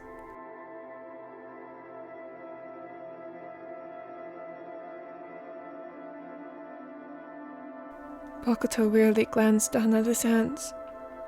There was no blood on them not too long ago, so why was his skin burning with the red liquid incinerating his skin? He let out a desperate, pained shout, clawing at his hands until he felt pieces of his skin tear underneath his fingernails. I'm tired. No, it was the same words Kuroo spoke that same night. Why was history repeating itself? Why was he forced to rewatch the thing he wished he could erase from his memory? Thank you. He knew what would happen next. Bokuto wanted to turn away so he wouldn't have to watch the life drain from Tetsuro, but his eyes remained locked on the growing pool of blood surrounding his lover. Blood. Bokuto pulled on his shirt, feeling as if the fabric was shrinking and trying to strangle him. There was so much blood. He screamed. He screamed as loud as he could, hoping someone would find him in that dark alley, so that someone would help him. But the anxiety clawed its way into his body. The ice wheezed, trying to find his footing, but it felt as if the cement was moving underneath his feet and he were walking on air. He couldn't catch his breath. He couldn't breathe. His mind felt like it was going to self-destruct. It just burned as if he poured gasoline on his bare body and set himself ablaze. The blood. There was so much blood. So much of it. There was. Bokuto gasped, feeling two hands grab almost painfully on his shoulders, pulling him from a self-destructive trance.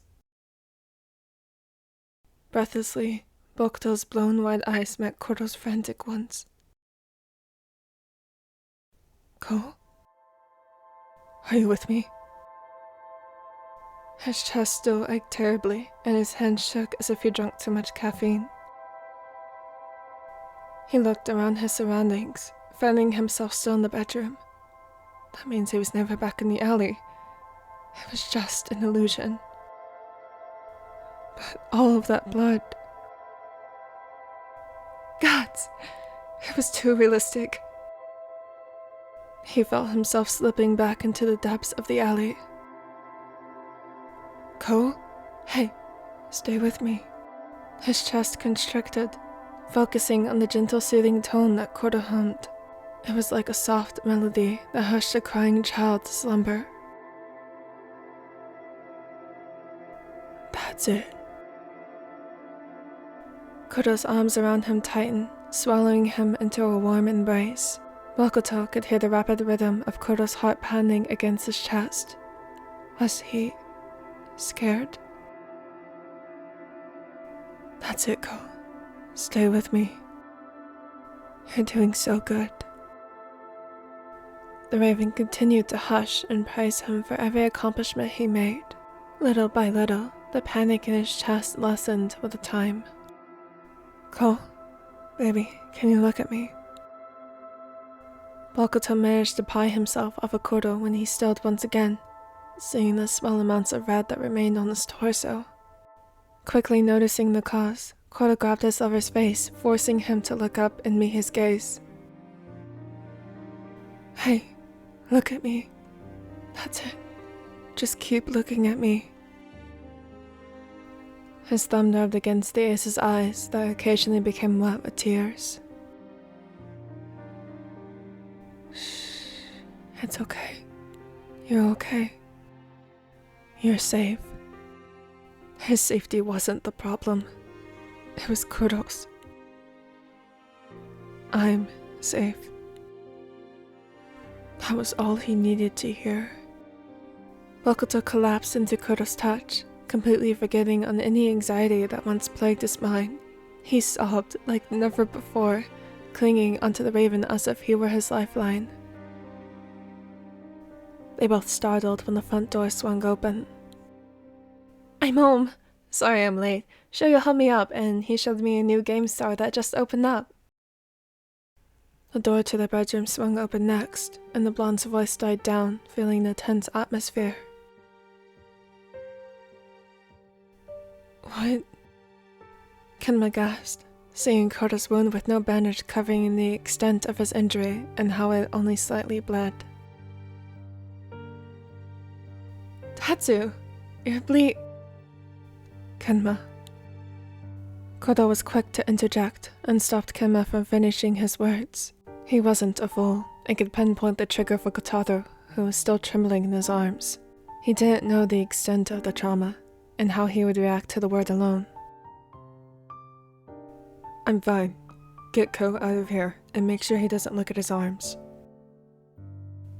Kenma tilted his eyebrow in confusion before studying further, seeing the ace's arms curled into Kuroo's chest. They were tainted with blood from clawing at his own skin. He shook the utter stupor from his face. Now wasn't the time for questions.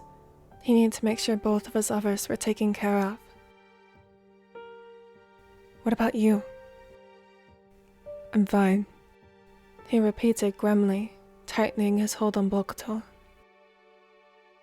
It doesn't hurt, it just tore open. Ko needs help, and I can't help him as I am. Just make sure he doesn't look at his arms, alright? He hastily nodded, pulling the toddler into his arms and guided him to the bathroom, leaving Kuroo alone, who was still desperately trying to figure out what happened.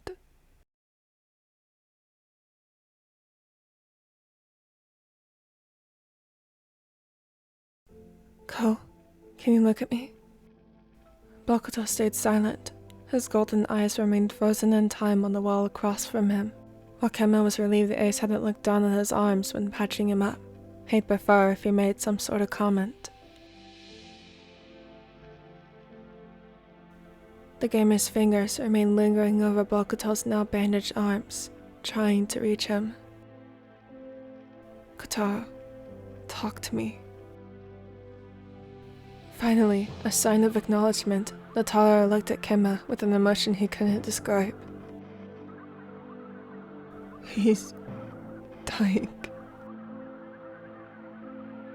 Kenma furrowed his brows, not understanding. What? Who's dying? Tatsu.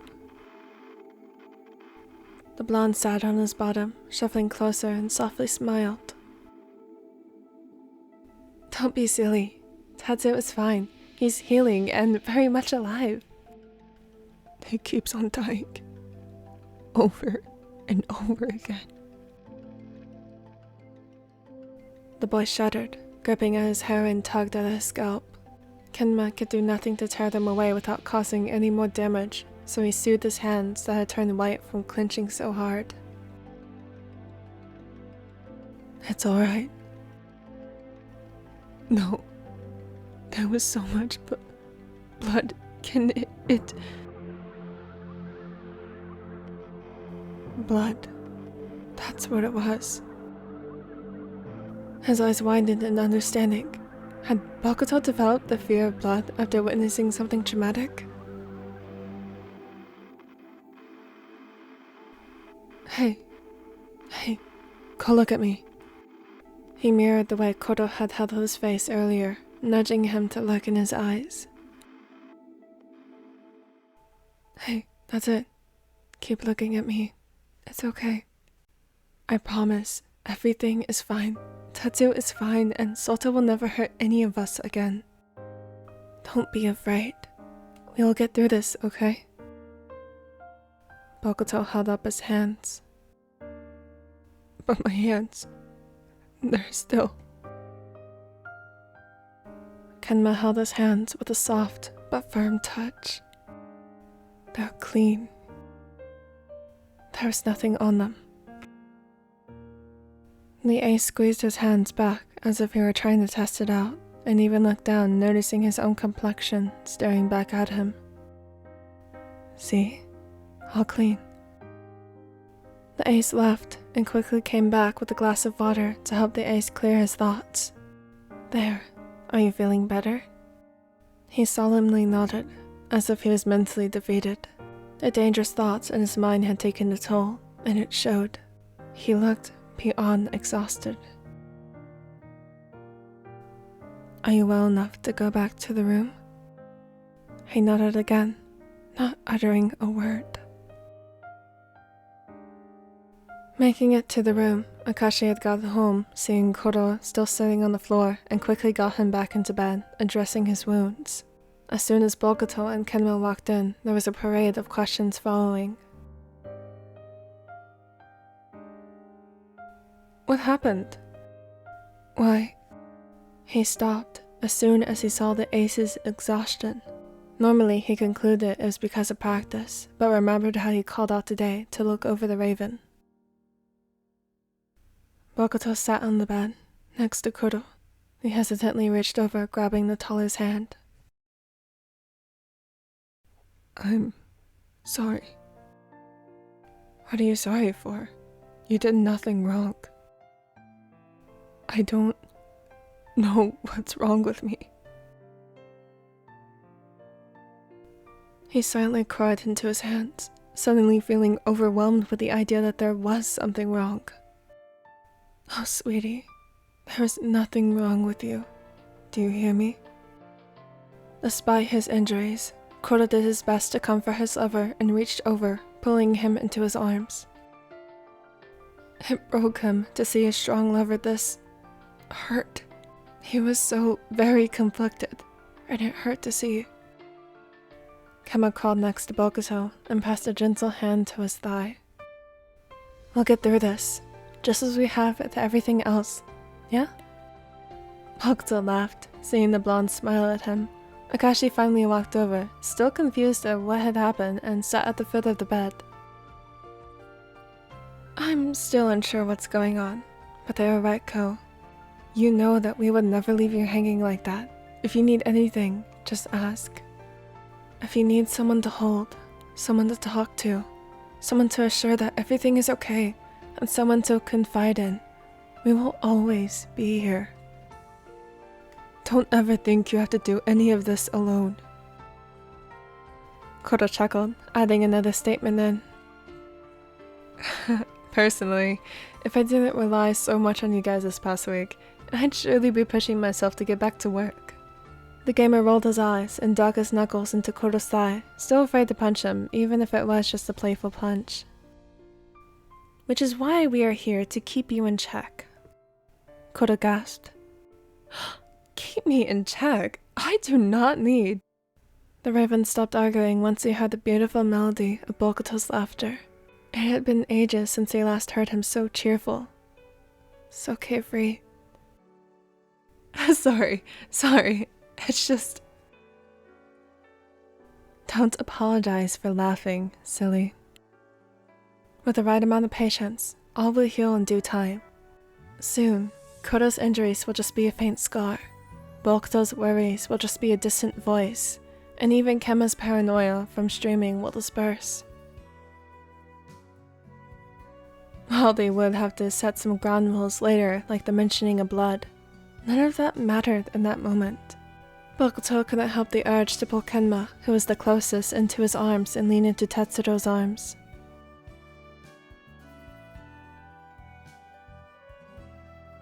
Akashi snickered, seemingly envious he was left out. Come on, Keiji, don't pout. He struggled through the ace's tight grip and made grabby hands to the former setter, only suffice once the raven crawled over and settled his weight on top of the blonde, twirling his fingers into the soft blonde locks. You know, this is nice. Even before the incident, there wasn't much moments like these when all four of them snuggled like this. They were always so busy with working and living their lives. If the incident taught them anything, it was to cherish moments like these more. Kuroo could have died. He was so close to having to wait for them on the other side that it terrified all of them. For now, they basked in the moment. Not Sota or hell, not even fate could ruin it.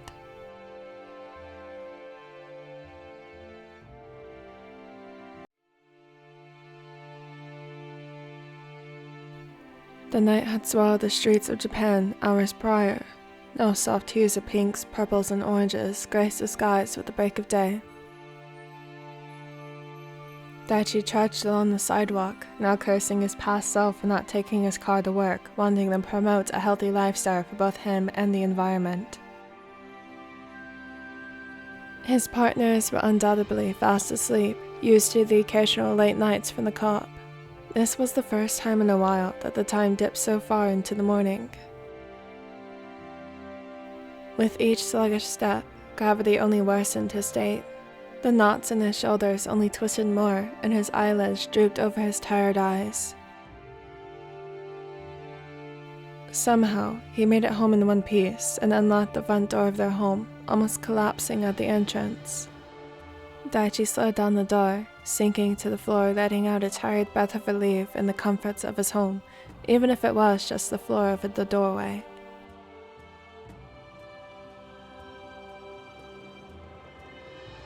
He could very well fall asleep on the wooden floor and not even be able to oppose the clutches of sleep.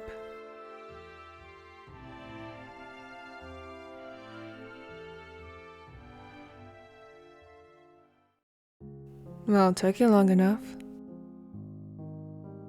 The cop jolted and his eyes shot open, glancing at Iwazumi, who hovered over him with his arms crossed, leaning against the wall. Sorry, didn't mean to startle you. The shoulder crouched down and untied Daichi's shoelaces, prying them off of his feet. I could have done that. Iwazumi huffed in disbelief, shaking his head and neatly tucked his shoes against the wall. No, you wouldn't have. You would have just slept with them on. Want to know how I know? It's because you've done it plenty of times before. What were you thinking? You left the house nearly 6 in the morning. Yesterday. And here it is almost 24 hours later and you are just now getting home? Leaning his head against the wall, Daichi accepted the unavoidable scolding he saw coming the moment he agreed to help Bokuto with their case. I'm not doing anything. I promise I did the work the entire time, so if you're maybe thinking I was doing something behind your back, I promise I wasn't. The trainer's eyes widened for a brief second before he sighed and helped the taller to his feet, guiding him to the dining room table to make sure he sat down and turned to the stove to make a cup of tea. You stupid cop. Do you really think I'm concerned about you cheating when we all know that's obviously not the case? Seriously, did you train your brains for muscle or something? I know you would never cheat. I trust you plenty to know that you wouldn't do that. What I'm more concerned about is the fact you just pulled a long shift with no break. And knowing your stubborn ass, I know you're entirely set on going to your next shift that starts in an hour.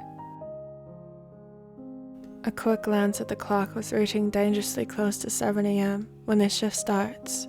It was by this point he'd typically start freaking out, running late. Yep, there's no way in the hell I'm allowing that. You're going to bed and will sleep. End of story. Daichi sighed, melting further on the table he rested his elbows on, muttering a small thanks once Iwazumi set down a cup of tea. Haji, I don't think I have the energy to argue anymore. The taller frowned and took the taller's hand in his. And that's when you know you need to throw in the towel. You can go back to work tomorrow if you truly insist, but today, you need to rest.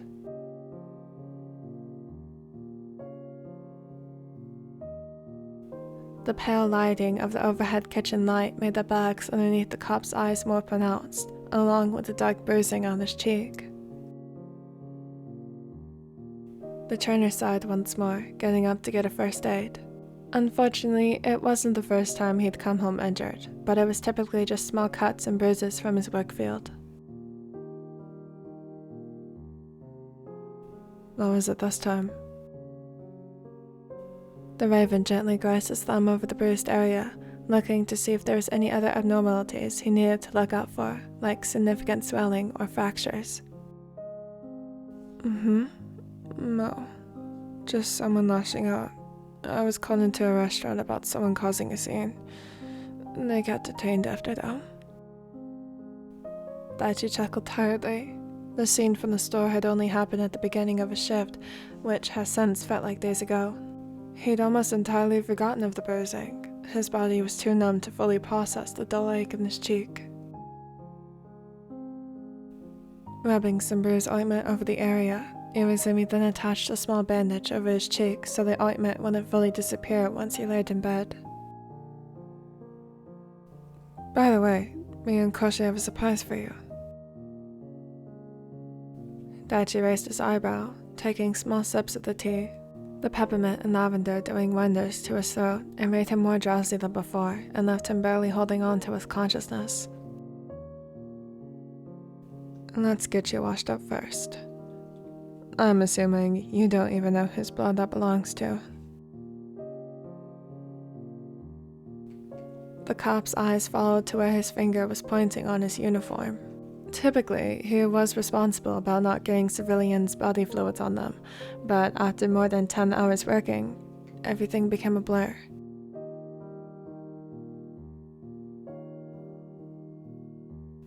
If he had to assume, the blood more than likely belonged to Kuroo that came from BokuAkaKuroKen, since the poor ace was practically drenched in the crimson. The bath became a blur, just as the walk home had been. If it wasn't for Iwazumi, he surely would have fallen asleep in the tub and, to his terrible luck, drowned. The trainer had gotten him a fresh change of loose pajama pants that felt foreign compared to the rough material of his uniform. Iwazumi knew not to bring a shirt, since Daichi was known for not wearing one to bed, and if he did, then it would have been stripped in the middle of the night, discarded on the floor for his boyfriends to find the next morning.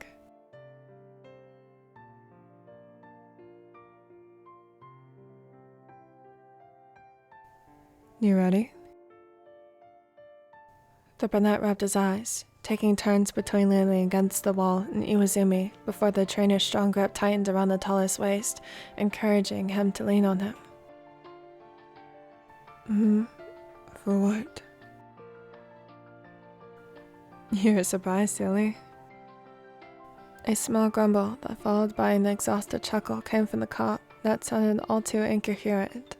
It broke Iwazumi's heart to see his lover dozing off while still standing on his 2 feet. The fact Daichi had to work more than what he was scheduled was beyond him, but he did understand that he had a big heart. That big heart was one that could never turn down an old friend from high school when they were in distress. That was the cop's biggest weakness, and something Iwazumi could never scold him for.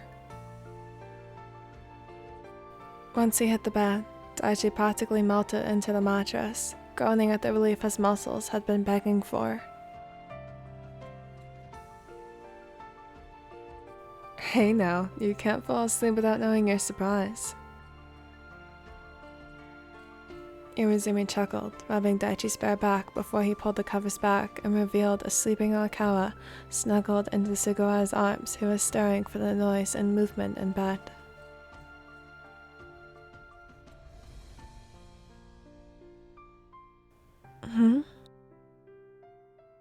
Springing up from a slumped form, Daichi's eyes widened, seeing the setter in their bed. Arakawa had been away in Argentina for months doing what he loved, being the best setter he could be. The news that he would be coming home was known, but between the lack of sleep and today's incredibly long shift, he had completely forgotten. Toto's home? Yep, and out like a light. And very jet-lagged. There's nothing waking him up anytime soon. The cop took this as an invitation to pull the brunette into his arms while finding a comfortable spot in the bed, feeling a dip in the mattress once Iwazumi had discarded his own shirt and climbed to the bed next to him, pressing a small kiss to Daichi's bare shoulder.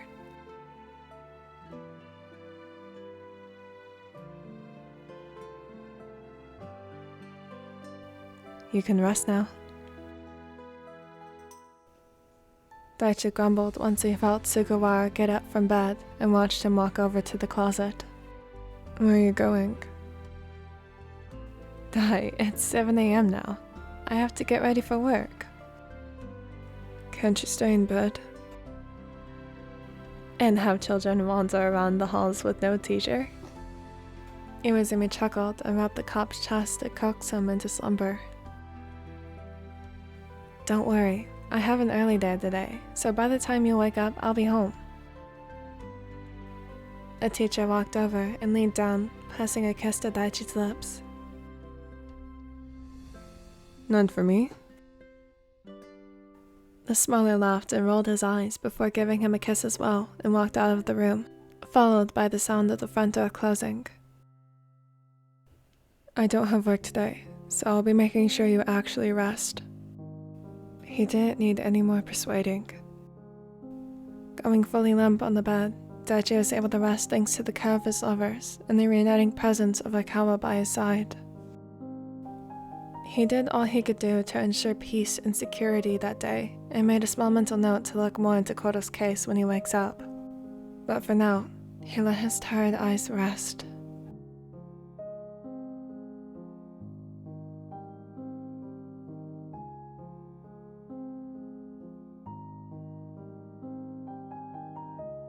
And with that officially includes Bleeding Heart. This is the series that kind of got me back into my YouTube. So I didn't really put that much brain process into it, if that makes sense. So really, just to get into writing again, well, writing haiku fanfiction at least, I made the series with not much brain power, so it made it predictable because I just wanted to write Angst.